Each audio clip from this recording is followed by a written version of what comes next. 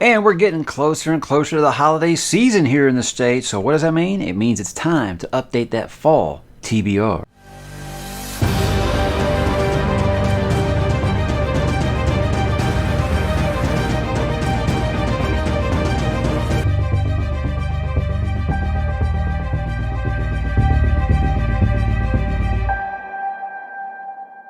Hey, what's up, bookworms? Mike back today to talk a little bit of what am I gonna read with the fall TBR for 2022. This is gonna be the months of October, November, December. It doesn't exactly line up with the seasons, guys, but that's the way I like to do it with a quarter. So there we go. But guys, it's always a fun time to kind of look forward and see what I'm gonna read.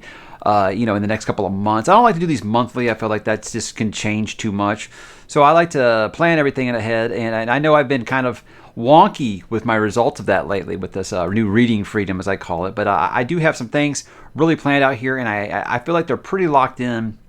I feel like I can go ahead and commit them to film, and make make you guys hold me accountable on actually reading these things. Now, what this is going to be, guys, is starting with October. Here is something that I've already done on the channel. I already announced my spooky season reads. So if you want to know a little bit more about each one of these, I'm just going to kind of fly through them and recap in case you missed that video. But I'm not going to talk a ton about them because I have a full video about the books I'm doing in October. Starting with that, it's going to be my spooky season reads. I've already started reading The Troop by Nick Cutter about halfway. I blew through that first half of the first day, and then yesterday and today it's been all kid stuff, so I haven't been able to really get back on it. That was something that I started a little early because I'm experiencing a little bit of a fantasy burnout.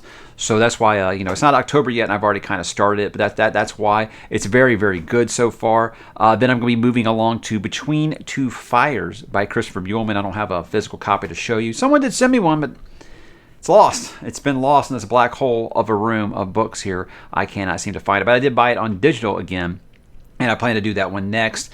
Same with Fireman by Joe Hill. Don't have a physical copy of that. We'll be doing that one on Kindle. I have loved Nosferatu. I've loved Heart-Shaped Box. I love Lock and Key. So Joe Hill is 3 for 3 for me. So we're going to continue to see if that does remain true with the Fireman. Let the Right One In also is a digital release. I bet John Linkvist. I've seen the movie. I think it's called Let the Right One In, or it was Let Me In. I get it confused if it's Let Me In, Let the Right One In. It's just a translation issue. Here in the States, I saw the American version of the movie. Really, really liked it. It said I watched that about 3 or 4 years ago. When it was new, and said I'd very much like to read that. So this year it is going to be happening. Going to be diving into one of my favorite movies of all time, guys, is The Exorcist. And like The Godfather, I've never read the book. So this year has been kind of a bucket list of some sorts of some movies that I love based off very popular books that I feel like I need to go back and experience the book now. So my wife's actually going to be joining me for this one because we're going to be watching the movie this year for spooky season, or what we call it here at the house, call it Fright Fest. Is just something that we always do every year in October. We just watch a bunch of scary movies, and I'm going to be talking about that on my other channel, Mike's Media Reviews. I'm going to be talking about our schedule of movies that we're going to be watching. Me and my wife and my oldest son, and then as a family, some movies that we're all going to kind of be watching. So it's just a full-on movie Fright Fest thing that we continue to just grow and grow more as the kids get older and ready for it. And then lastly, I'll be closing it down with Summer of Night by Dan Simmons. In my It videos by Stephen King, the recommendation I get the most is for this one. It's just it makes me think of when I did the review of The Stand, and everyone said you'd really love Swan Song by Robert McCammon. They were right. So I'm going to kind of take the same advice here and try out Summer of Night by Mr. Dan Simmons. I love Hyperion. It's one of my favorite science fiction books of all time. So I know that the man can write, and I'm very excited to see what he can do. Okay, so the new things here, guys, let's go ahead and move along to the month of November. The reason I feel like I can say November is pretty much locked for me is because there's a new release coming out, and then there's something where I made a promise to a friend. Now, one of my moderators in my Discord, Scott, the Bald Booktuber, you may have heard of him, very big Robin Hobb fan, and I promised him I was going to be dipping into Live Ship Traders next, and that is something I have planned for November.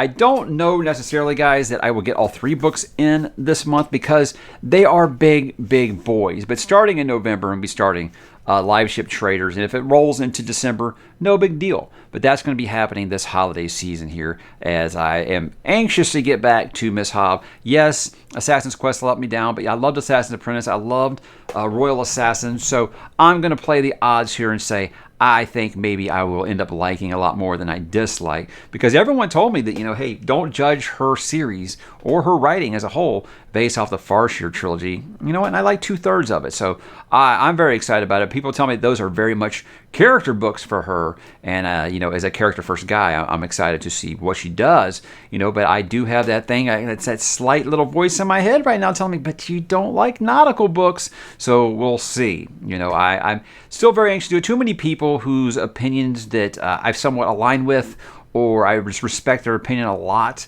have really, really been high on that series.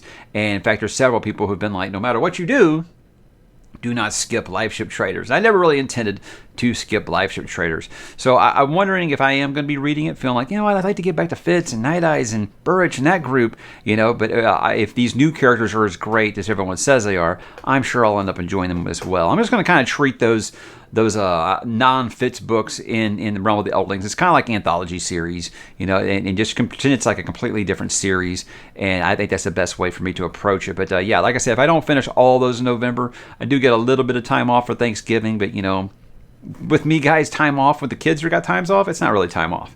That's just more work. But that is the plan there. The new release for the month is going to be Lonesome Crown by Brian Lee Durfee. That is the final book in his 5 Warrior Angel series. I am working on Blackest Heart right now, and I'm having a great time with that series. Experiencing a little bit of fancy burnout, but I think that by this point, spooky season will have cured any lingering problems I have with that. But obviously not having to wait very long for the release of the final book in the series is why I waited this long to read his series. And I'll be very excited to see how Brian wraps things up. And then, guys, this is getting into the if time territory, because those 3 Lifeship books, and of course any Brian Lee Durfee book, is going to be a big, big boy. And what do you know? My next book on Into the Multiverse is a big, big boy, Desperation.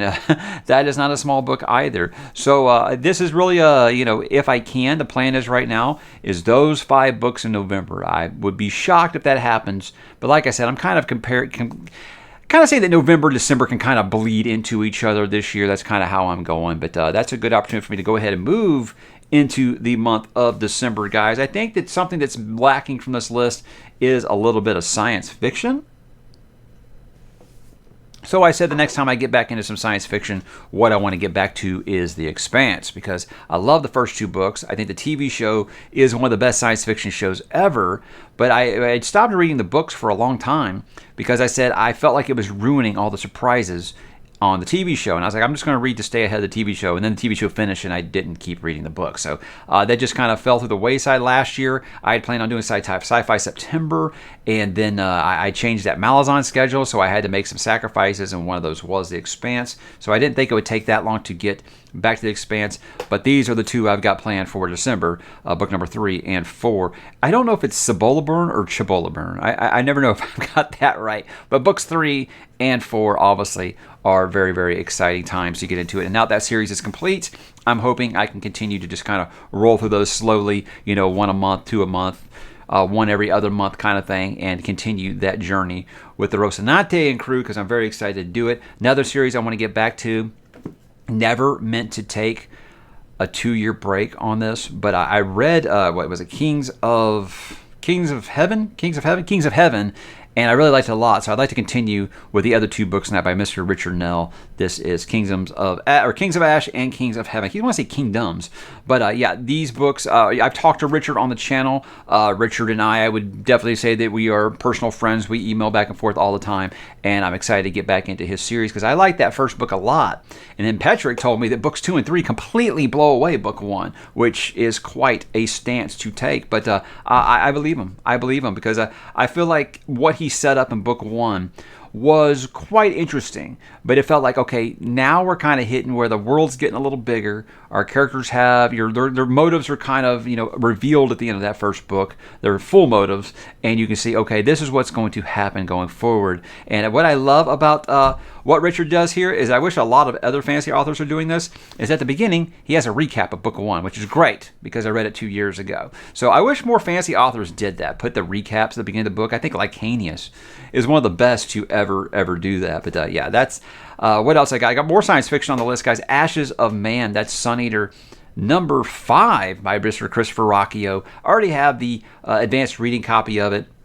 but I haven't started because I think that that's such a fun series to kind of talk with other people while they're reading it, because there's so many reveals, so many things that you can miss, and so many things to speculate and theorize about. And I think being able to do that in a group conversation is a lot of fun. And I feel like Sun Eater is a series that, you don't have the problem that you usually have in a read-along where people can blitz through it in a day and then you don't really have anyone to talk to. I feel like those are books that you really do need to take your time with. At least I do. Every time there's a Sun Eater book, I really try to take my time. Like I think Demon of White took me like 3 weeks. Kings of Heaven took me, not Kings of Heaven, Kings of Death took me 2 weeks. So I like to take my time with a Sun Eater book because I like to chew my food. I don't like to try to blitz through it and say, hey, I finished it before everyone else. That's definitely not what it's about for me. But that's why I am waiting on that one. But guys, that's pretty much everything I've got for the fall season. But you know what? If I do have one of those resurgences where I'm blowing through everything really fast, I do got a couple of books that are things I'd like to get to if I have some time. Now, these were already on the schedule, and then I had that light fantasy burnout, and I just kind of fell by the wayside. I haven't been able to get to them. But that is books 5 and 6 of Drizzt, and these are books 2 and 3 of Icewind Dale, Streams of Silver, and the Halfling's Gem. I loved Crystal Shard. I thought Crystal Shard was very, very good. Like I said, I just kind of had a slight fantasy burnout, so these kind of fell by the wayside for the month. But what I've said about the Drizzt series is I want to treat these kind of like I did with Dresden Files, where I read like a book or two between big epic fantasy reads. So my schedule's pretty packed for the rest of this quarter, but I think starting up next year I can make sure that I get a little more strict on putting these back into the schedule, because I think Drizzt and obviously Guinevere are very, very great characters, and I want to read more about them. I really like a lot of the other characters that Salvatore is introducing in this series, and I have a feeling that I'm going to love my time here. Again, it's not any fantasy I feel like reinvents the wheel or anything, and it is very much classic fantasy, but you know what?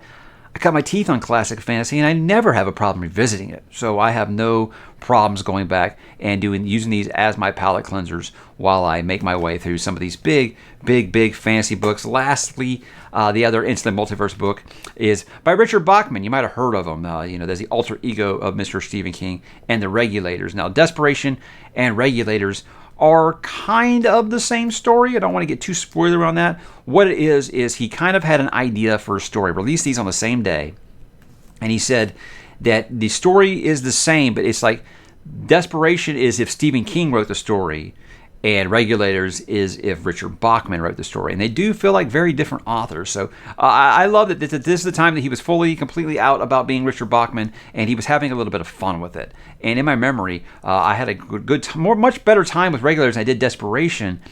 But now it's been so long, I'm wondering if I got that backwards. I do remember I did like one more than the other, and I'll be interested to see. But I think it's also kind of a cool way to dunk on himself, is because the Richard Bachman one is like 300 pages, and of course, the Stephen King one is like 650. So he might even be dunking on himself a little bit there and saying that he does take a roundabout way to get to things. Outside of that, some other standalones I'd be interested in. I'd like to continue with Robert McCammon. I'm working on Wolf's Hour right now. I'd like to do maybe Gone South, Where They Thirst, I think would be the next ones on my list. I know a lot of people want me to do those Matthew Corbett books, but I'm like, I like to keep the standalones up front for now. I know they say you can treat those, Corbett, is it Corbett? Am I saying it right? You can treat those books kind of as standalones, but you know what? It's a book one of a series. I think I want to finish some other standalones first before I get into more of Mr. McCammon's stuff. But guys, that is the plans that I have for this fall. I think it's going to be a great time. Excited to be revisiting some authors I haven't been with in a while, like Robin Hobb and who else did I say? Richard Nell, to kind of go back and revisit some of those authors that I really did like what I read at first. It just kind of fell by the wayside of the schedule. But what about you guys? What do you guys got planned for this fall? Got anything fun on tap for the holidays? Why don't you drop down below and let me know, and I will talk to you there.